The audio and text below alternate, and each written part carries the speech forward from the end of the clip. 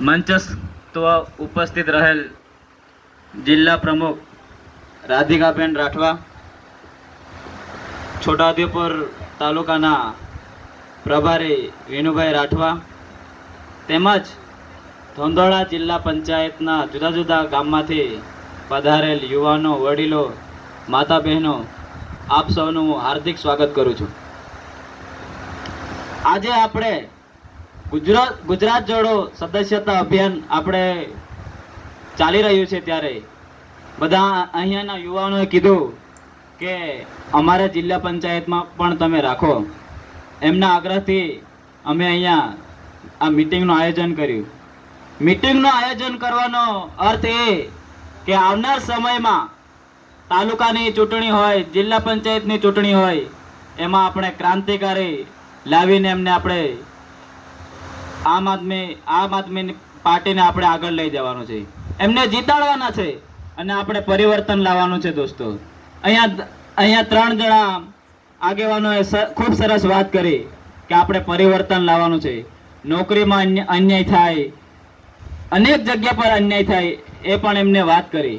તો આપણે દરેક યુવાનો, વડીલો બધાએ જાગવાનું છે અને પરિવર્તન તરફ આપણે વળવાનું છે. આપણે વર્ષોથી વોટ આપીએ છીએ, પણ આપણા છોટાઉદેપુરમાં કોઈ વિકાસ દેખાતો નથી. તમે જાણો છો દોસ્તો કે જ્યાં આપણા છોટાઉદેપુરમાં જેટલા રસ્તાઓ નથી એટલા ખાડાઓ છે. આજે આશ્રમ શાળાઓ બંધ કરવાની વાત આવે છે. હમણાં જે સત્ર ગયું એમાં એ લોકો કે વાત કરી કે છોટાઉદેપુરની જેટલી આશ્રમ શાળાઓ છે એને બંધ કરવામાં આવશે. અને જો આશ્રમ શાળાઓ બંધ કરી દેશે તો આપણો બાળક ક્યાં જશે? શું આપણે લાખો રૂપિયા ફી આપીને આપણે પ્રાઇવેટ સ્કૂલમાં આપણે ભણવા મૂકવાના છે? નહીં ને. તો આપણે દરેક જણ લડત આપવાની છે. આ આશ્રમ શાળાઓ બંધ થઈ જશે એટલે આપણે શિક્ષણથી વંચિત રહીશું, એટલે ફરી આપણે કાળી મજૂરી કરવી પડશે દોસ્તો. એટલે આપણે દરેક પરિવર્તન તરફ જવાનું છે. આજે સરસ્વતી સાધનાની યોજનામાં 2025-26ની જે યોજના જે છોકરીઓને આપવામાં આવે છે, જે આ વસેડી ખાતે 1200 સાયકલો કાટ ખાય છે. તમને ખબર હોય તો કેટલી સાયકલો? 1200 સાયકલો. જે આપણા હકનું હોય છે એ લોકો આપણને આપતા નથી. એટલે આપણે દરેક યુવાનો લડત આપવાની છે. અહીંયા હમણાં જે તલાટીની પરીક્ષા કાલ પરમ દિવસે હતી, એ પરીક્ષા તો લેવાઈ ગઈ છે, પણ એમાં જોજો કોઈ કૌભાંડ ના થઈ જાય. બરાબર ને? દરેક પરીક્ષા હોય એમાં અમુક વખત પેપર લીક થઈ જાય, અમુક વખત પરીક્ષા કેન્સલ થઈ જાય, એવી અનેક તકલીફો આપણે વેઠી રહ્યા છે. આજે શિક્ષણની વાત હોય, આરોગ્યની વાત હોય, કે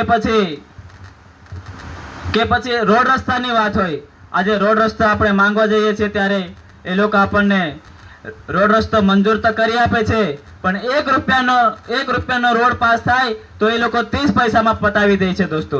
એમના પૂર્વ સાંસદ, ભાજપના સાંસદે એ કીધું કે જો 1 રૂપિયાનો રોડ 30 પૈસામાં આ લોકો પૂરો કરી દે તો પછી એમાં ખાડા પડે કે પછી રસ્તો વ્યવસ્થિત થાય?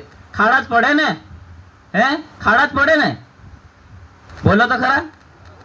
એટલે આપણે અહીંથી આપણે, તમે જાણો છો, બોડેલી આપણે જવાનું હોય, ઉદયપુર જવાનું હોય, એટલે બધા કે હારો કયા રસ્તે જવાય? એમ હારો બધે દાં દેખેતા રસ્તા તો તૂટેલા હેલા. એમ બધા વિચાર કરે કે નહીં? બધા વિચાર કરો એટલે કે જતા નહીં, ઘરેથી બહાર નીકળતા નહીં, કે હું બોલતા નહીં કોઈ. તો પછી અહીંયા જ આપણે બોપા આશ્રમ શાળા છે. બોપા આશ્રમ શાળામાં ઘણા બધા અમાર બાજુના બી વિદ્યાર્થીઓ ભણે.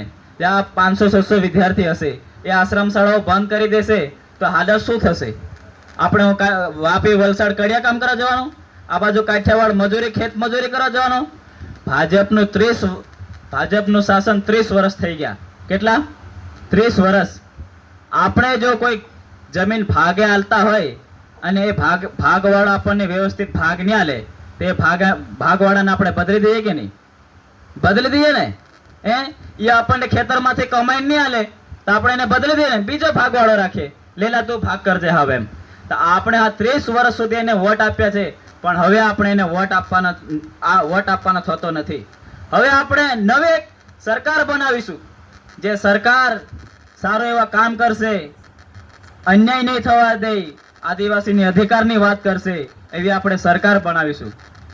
આ તો ખાલી આપણે એમ કહીએ કે ચલો એક વખત આને વોટ આપી દઈએ, આપણે કંઈક સારું કામ કરશે એમ. એવા આપણે કેટલી વખત 30 વર્ષ સુધી વોટ આલ્યા, પણ એ તો કોઈનો વિકાસ કરે? પોતાનો વિકાસ કરે. આપણે વિકાસ કરવા વોટ આપીએ છીએ દોસ્તો, એમનો વિકાસ કરવા નહીં. એ આપણે વોટ આપીએ છીએ તો એની કિંમત આપણે કિંમત એને લેવી જોઈએ.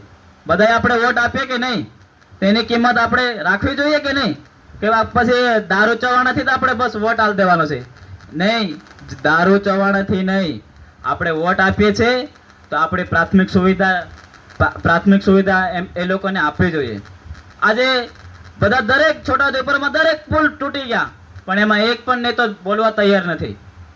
હમણાં બજેટ આપણે ચોમાસું સત્ર ગયું આપણે ગાંધીનગરમાં, તેમણે એક નવો નિયમ કાઢ્યો કે ખેત મજૂર કરતો હોય, કારખાનામાં કામ કરતો હોય, એમને કેટલા કલાક કામ કરવાના? 12 કલાક. કેટલા કલાક? 12 કલાક. એમ કહેતા હોય કે 8 કલાક જે શ્રમિકો 8 કલાક કામ કરે છે એને 300 ની જગ્યા પર 1000 કરી દેવા જોઈએ. આ કાયદો લાવવો જોઈએ. પણ આ કાયદો નહીં, આપણને તો કાળી મજૂરી કરવાની વાત ચાલે. કાળી મજૂરી. જે આપણે 12 કલાક કામ કરીશું તો મોટા મોટા ઉદ્યોગો મોટા થશે કે આપણે મોટા થશું? જે આપણે જે કઈ 300 રૂપિયા કે 400 રૂપિયા જે આપતા હશે એ જ આપશે ને. એટલે આપણે એવું છે કે આપણે કામ બી આપણે કરવાનું, મજૂરી બી આપણે કરવાની, અને મોટા કોઈ થાય મોટા મોટા ઉદ્યોગો. આજે શિક્ષણ મંત્રીને આપણે બનાવીએ તો શિક્ષણ મંત્રી શા માટે હોય? કે સારી એવી સરકારી સ્કૂલો બનાવે, પણ એ લોકો શું કરે? પોતાની ખાનગી સ્કૂલો ચાલુ કરી દે. આરોગ્ય મંત્રી કેમ બનાવે? કે આપણા સેવાળાના માનવી સુધી સારી એવી સરકારી હોસ્પિટલ બનાવીને લોકોને સુવિધા મળી રહી, પણ એ લોકો ખાનગી હોસ્પિટલો બનાવી દે. અત્યારે દરેક છોટાઉદેપુરમાં ઘણી બધી પીએસસી હશે, પણ એમાં ડોક્ટરો જ નહીં હોય, અને આપણે કઈ જવું પડે? પ્રાઇવેટ દવાખાનામાં. તો આ બધી આપણે સરકારને આ બધા ધંધા કરવા માટે આપણે સરકારને વોટ આપીએ છીએ. આપણે વોટ આપીએ છીએ આપણે વિકાસ માટે. આપણે એટલે દરેક જણ જાગવાની જરૂર છે, દરેક જણ સંગઠિત થવાની જરૂર છે. હમણાં આપણે સરપંચની ચૂંટણી થઈ કે નહીં? કદાચ અહીંયા જૂની હોય તો કદાચ નહીં થઈ, પણ અમારા ઘણા બધા પંચાયતમાં નવી ચૂંટણી થઈ. એમાં આપણે પાણી સમિતિ હોય, શિક્ષણ સમિતિ હોય, આરોગ્ય સમિતિ હોય, એવી સમિતિ બનાવો. તમે દરેક જણ જાગો. ગ્રામસભામાં તમે જાઓ અને ગ્રામસભામાં તમારો પ્રશ્ન મૂકો અને અનેક રજૂઆત કરો. જે વિકાસની લક્ષી હોય એ વાતો કરો. તમે હમણાં ઘણા બધા છોકરાઓ મોબાઈલમાં અને સોશિયલ મીડિયામાં પડી ગયા છે. આપણે ગામમાં એવું આયોજન કરો કે દરેક ગામમાં લાઇબ્રેરી હોવું જોઈએ. શું હોવું જોઈએ? લાઇબ્રેરી.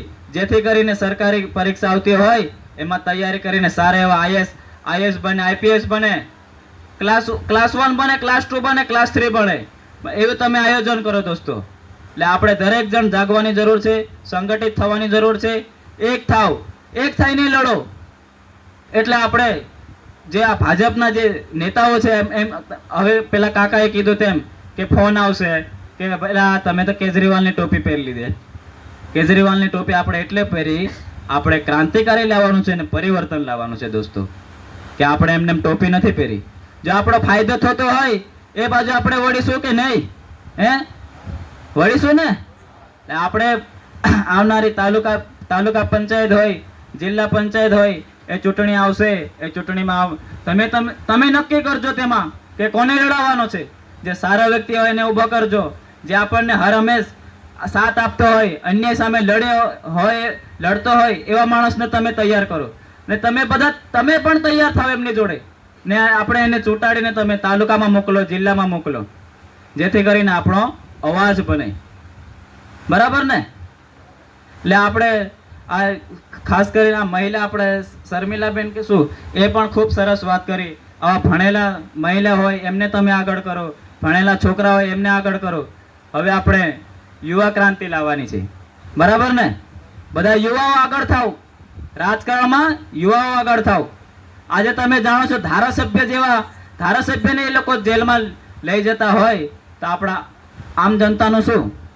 હમણાં અમારા વિસ્તારમાં એક જણ સોશિયલ મીડિયામાં સાંસદ તરફ એક પોસ્ટ મૂકી, એને પોલીસવાળા ઉઠાઈ લઈ ગયા હતા. હમણાં એને જામીન મળી. એટલે આ બધું તાનાશાહી થાય છે. એ તાનાશાહી સામે આપણે લડવાનું છે અને આપણે લડત લડીને આપણે જીતવાનું છે. અસ્તુ. જય હિન્દ, જય ભારત.